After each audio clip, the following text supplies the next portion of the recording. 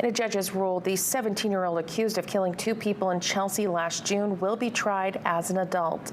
Jason Honeywell is facing 2 counts of depraved indifference murder for the deaths of his cousin Christopher Honeywell and Christopher's son, Ty Carter.